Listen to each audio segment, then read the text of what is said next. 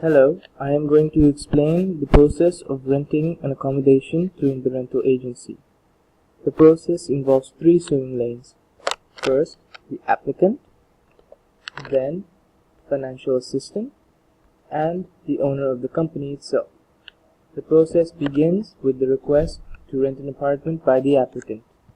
The financial assistant then receives this request and schedules an interview. During this interview, the applicant provides his personal information, which the financial assistant then inputs the information into her HRS system. This information is then used to prepare a brief report of the applicant for the owner.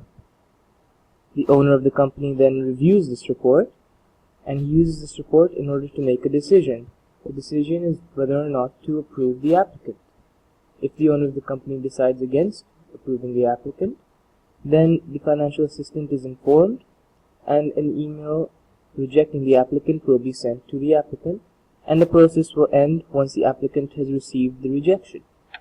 However, if the owner of the company decides to approve the applicant, then the financial assistant will be informed and she will contact the applicant to inform him of the approval.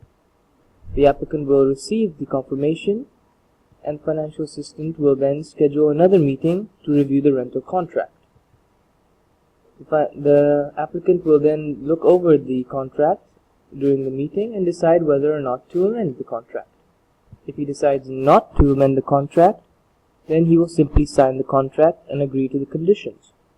And then the financial assistant will copy the contract and the process is over. However, if the applicant decides to amend the contract, then the financial assistant must first check if the amendments are possible. If yes, then the applicant will sign the amended contract and the financial assistant will then copy this contract and the process is over.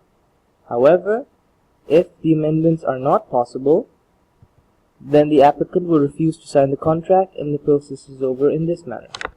And that was my explanation of the process for approving rental accommodation and renting an apartment. Thank you.